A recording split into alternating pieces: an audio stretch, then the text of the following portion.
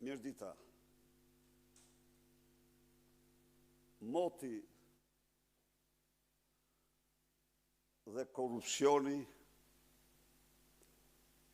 në sinergji, në bashkëveprim, kanë patur këtë javë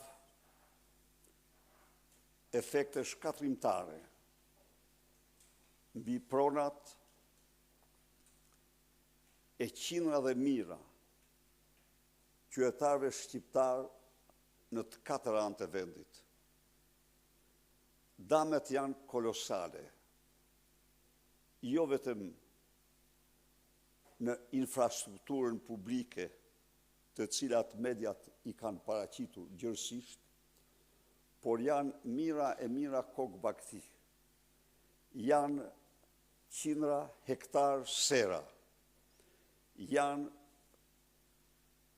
infrastrukturë e vogël e fshatrave, të rënuara si asnjëherë në mote më parë. Këto mote, këto shira të mëdha,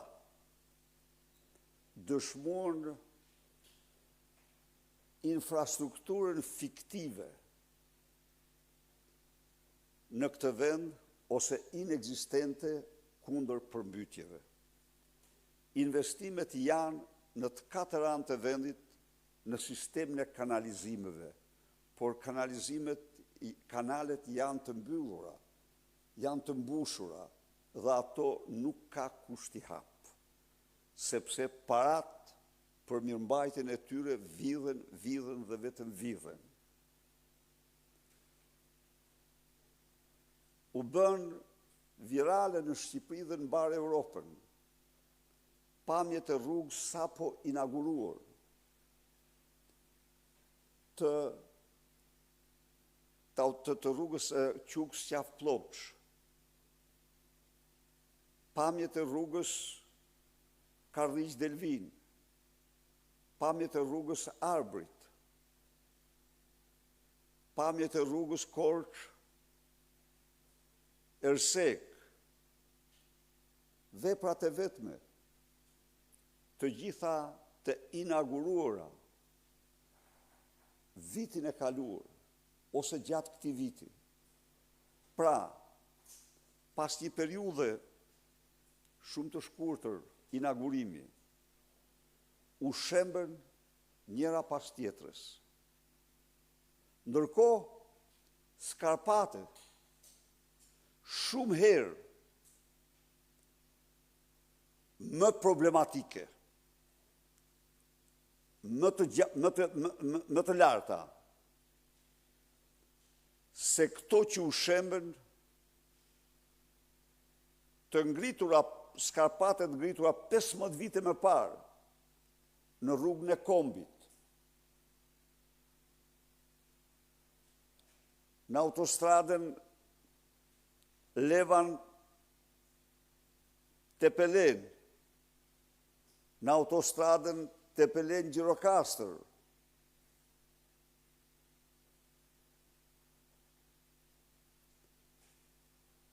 dhe në autostradat tjera të ndërtuara, 13-15 vite më parë, skarpatat nuk kanë lëvizur. Nuk kanë lëvizur. Ndonë se ato rrugë janë ndërtuar me një çmim nga 6 gjerë në 10 herë më të lirë se sa këto që shembën. I vjedhje të mërshme, e pa imagjinueshme, sepse ndonse është shpenzuar 6 fishi, 8 fishi, 10 fishi si pas rrugës, në ndërtimin e kilometrit të 1 kilometri, skarpatat janë lanë që të shkasin, asnjë lloj përforcimi.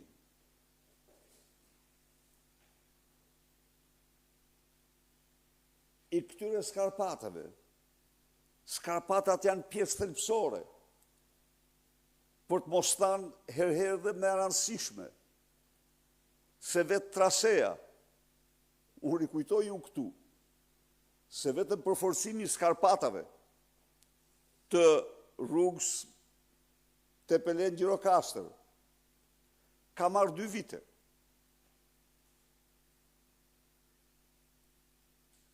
E cila gjeologjikisht konsiderohet pjesa më e shkitshme.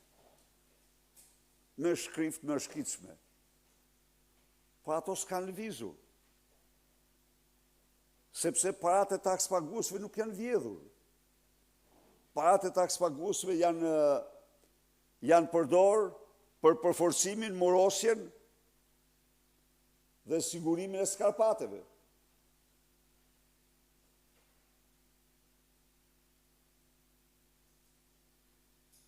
Narkoqeveria është gjumë.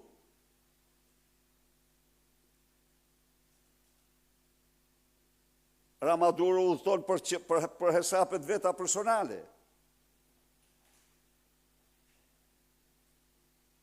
Dënoj me forcën më të madhe qëndrimin e papërgjegjshëm të qeverisë ndaj kësaj situate. Partia Demokratike, grupi saj parlamentar, do të marrin të gjitha nismat për një mbështetje urgjente, për zhdëmtim të plot të gjithë pasojave të moteve, të cilat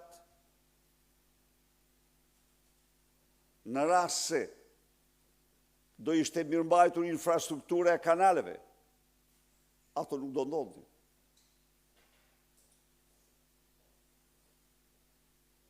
Cili do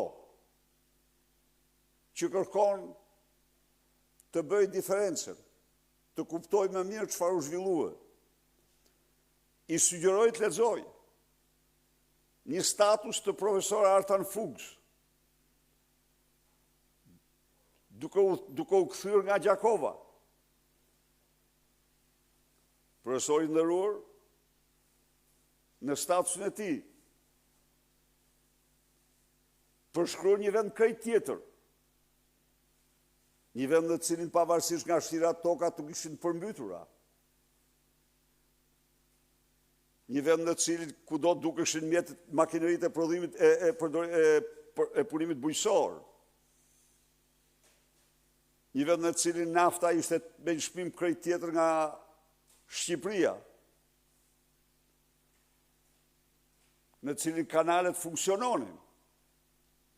Pra, Kosova një shtet histori as 2 dekadash.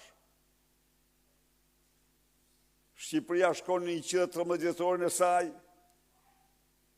e rënuar nga narkoshteti. E rënuar në mënyrë katastrofale. Të gjitha këto janë shprehje një rënimi. Së dyti,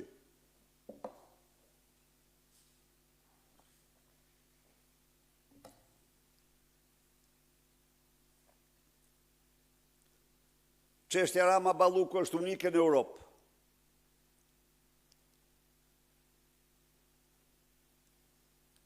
Unë u them shqiptarëve se prokuroria dhe gjykata kanë përdorur masat më lehtësuese që mund të përdornin ndaj Lubi Ballukut dhe Edi Ramës. Së pari, është faktuar tani në mënyrë të pamohueshme se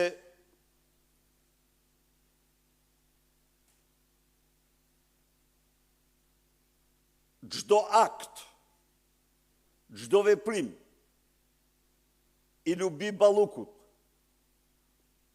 për tunelin e Llogaras është i diktuar nga Edi Rama. Dhe prokuroria jo vetëm që s'ka ngritur akuzë, por po e lejon atë të bëj gjithçka për të penguar hetimin, për të prish provat,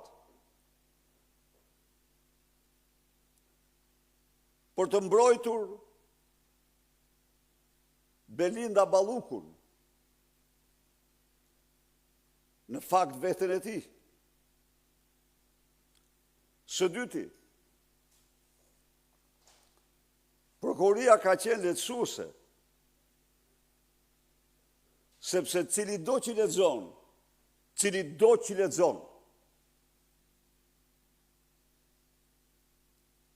akuzën e saj,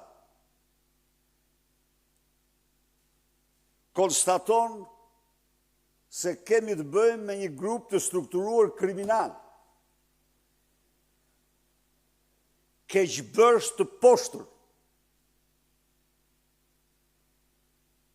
që janë sjellë me paratë e takspaguesve shqiptarë në mënyrën më banditeske, që kanë vjedhur dhe shpërdoruar me dhjetra qindra milion në bashkëpunim njëri me tjetrin, në bashkëpunim të ngushtë njëri me tjetrin. Dhe kjo nuk është një person, po këtu janë lubia, disa drejtorë, disa punojës përgjegjës të prokurimeve, të gjithë së bashku. Dhe prokuria heziton t'i quajë ata siç janë, grupi strukturuar kriminal ose organizat kriminale, me dame kolosale për qytetarët shqiptarë. Ju duhet dini se vetëm me tunelin e Llogaras janë vjedhur 97 milion euro të pastërta. Po unë ju them ju se me unazën e Tiranës, janë vjedhur të pastërta 320 milion euro. Me unazën e Tiranës, janë vjedhur të pastërta 320 milion euro.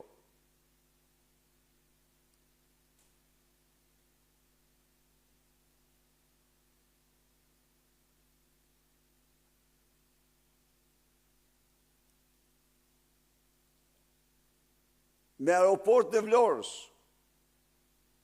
120 milion euro. I njëjti grup, e njëjta bandë.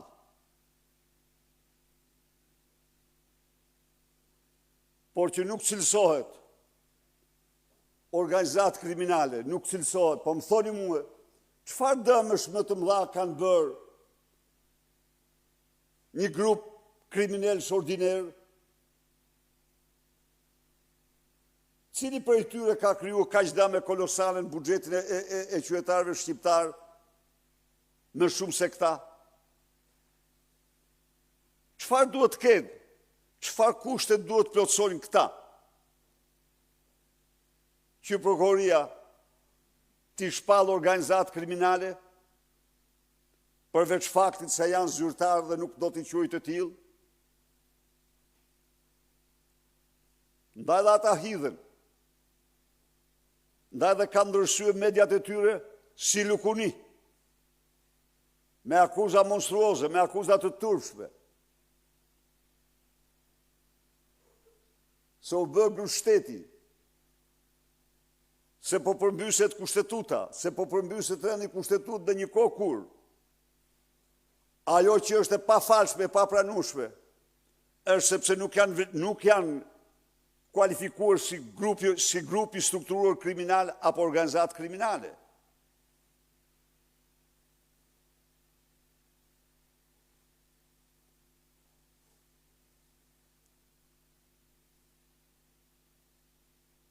Dënojmë ashpërsinë më të madhe këtë qëndrim. Kërkojmë me urgjencë rivlerësimin, rikualifikimin e veprës tyre.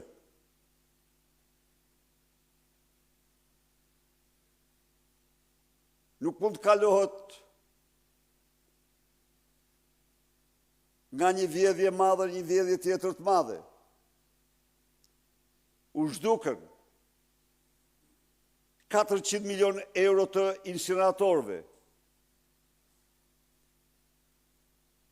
Tani janë me qindra milion tjera dhe përsëri s'kemi grup të strukturuar kriminal. Nuk kemi organizat kriminale në një kohë kur Edi Rama kryeson një organizat të vërtet kriminale që është qeveria e tij. Faleminderit.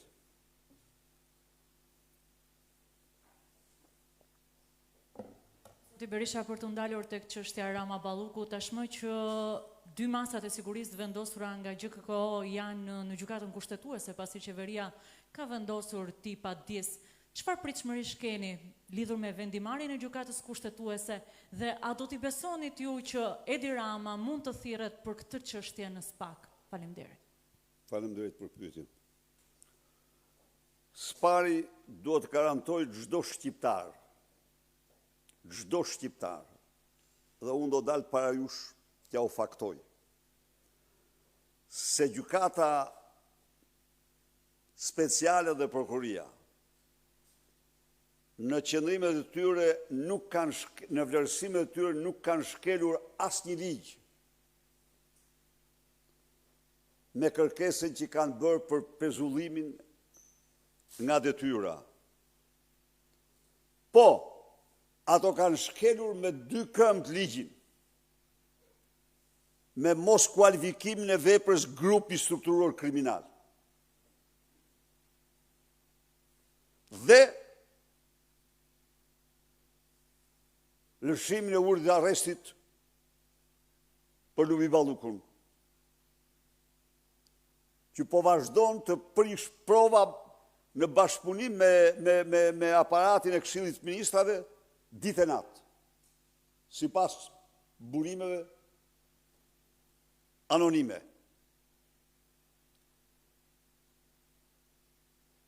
Kjo është e vërteta. Ata që marrin në mbrojtje, ata që pretendojnë se po ndërhyet në pushtetet e njëri tjetrit, ata janë të paritur, se tani Lubia e bëri gjëtre. A e kishte dëgjuar ndonjëherë ju fjalën i paritur? Kur? Parite i thot atë biznesmeni, parite, urdhri i saj. Do më thënë, laje në Flori. Po t'ishte të kohë Flori, kjo laje me para, parite atë. E futi një term gjuhën shqipe që se ekzistonte më parë. S'mund t'ja mohojmë këte. Pra, këta prokuria nuk mund të kishte absolutisht asnjë devim nga kualifikimi i tyre grupi strukturuar kriminal. Kanë vepruar së bashku Balluku, Edi Rama, Elvis Berberi, ata Gjyli, Stërgjyli, që kanë ato zonjat, kryetare të KVO-s e tjerë mëra. Ta kanë qenë një grup. Se si mbajnë të gjithë të pandehur dhe nuk kualifikohen grupi strukturuar kriminal apo organizat kriminale, atë unë nuk mund të them. Pra, për ta mbyllur.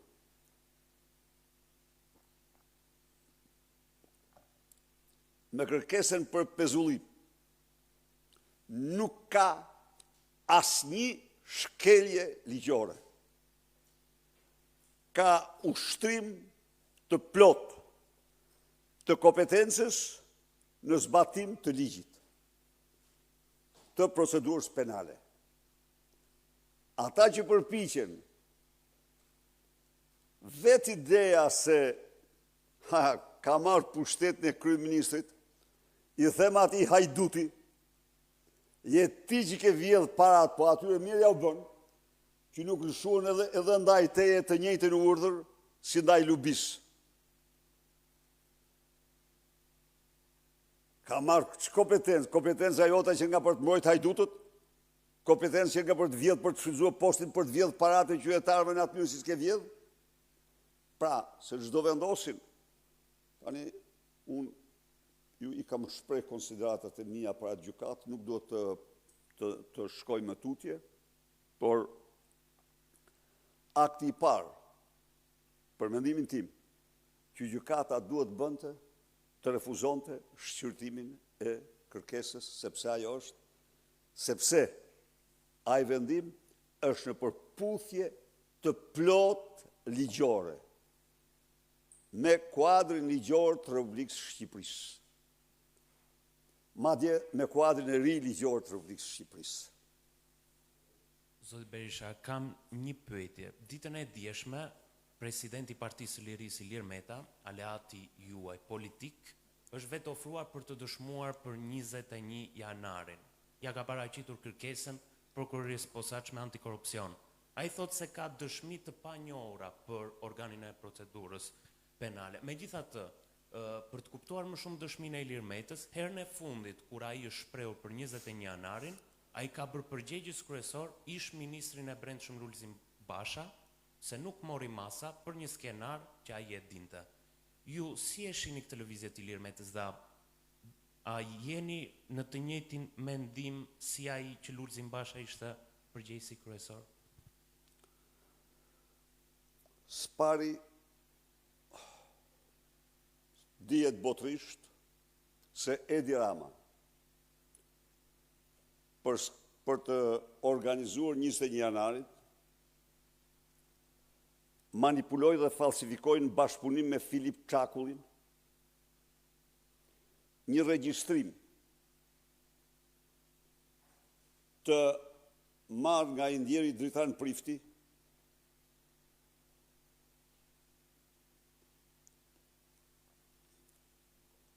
sipas të cilit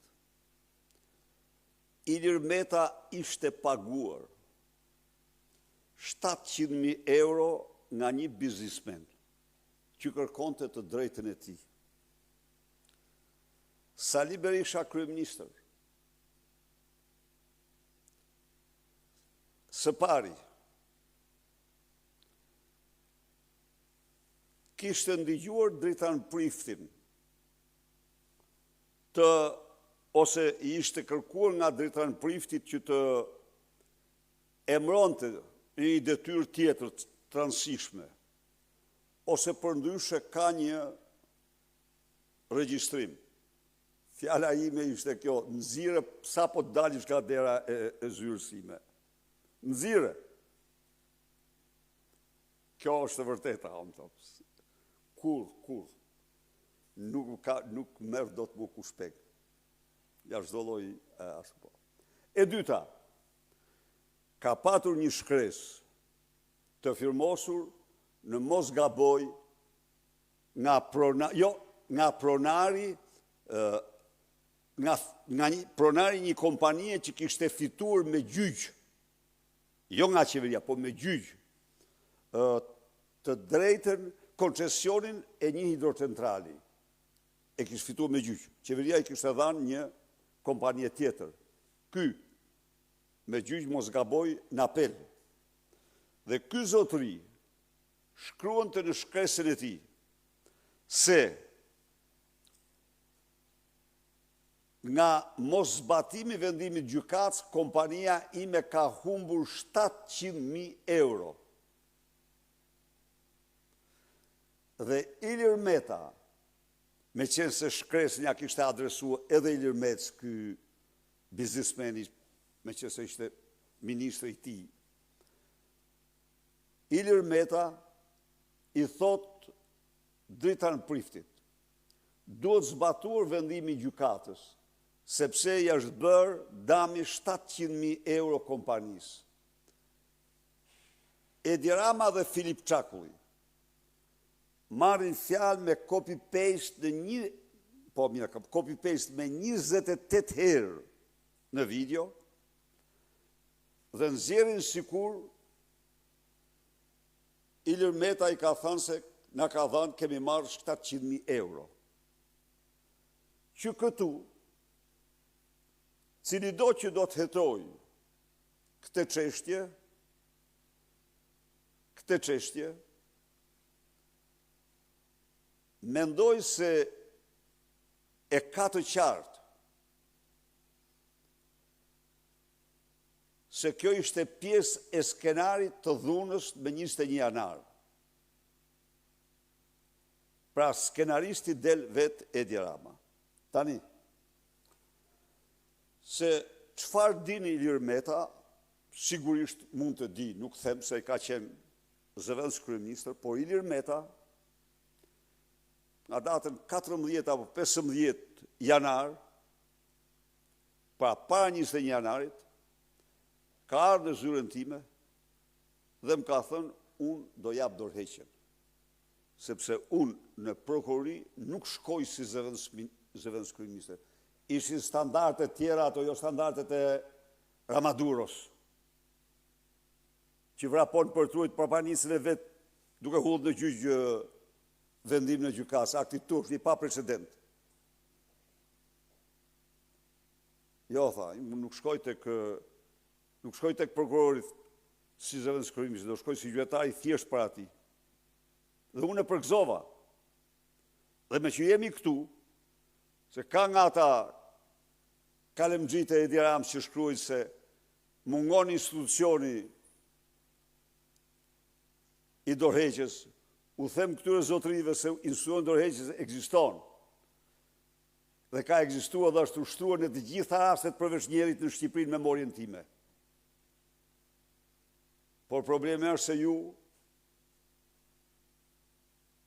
jeni të indoktrinuar, apo të paritur nga Edi Rama, të paritur, mos lafë ma indoktrinim. Dhe kjo është fjale e vërtet tani.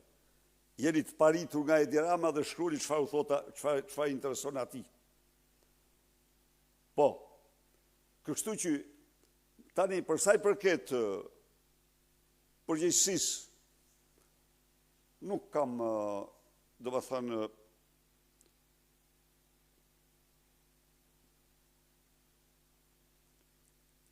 një skenari atil i dhunshëm, natyrisht, i pa precedent ndonjëherë, por me ato që kam konstatuar, masa ishin marrë, kështu që nuk di në një përgjegjësi për çfarë thot Meta për përgjegjësi për vitin e kaluar, sepse nuk ka marrë masa si ish ministër i brendshëm, pavarësisht se ishte njoftuar dhe e dinte skenarin e protestës. Si kryeministër, unë mund të them se ai ishte një agresion i vërtet, me huj, me dinamit, me plumba, ndaj ndërtesë Këshillit të Ministrave. Se si mund të parandalohej një demonstrat që organizohet me gjitha këto, natyrisht edhe mundet, po është një proces jashtëzakonisht më shumë teorik se sa praktik. Sepse duhet të ndalosh demonstrate të tjera me radhë poshtë.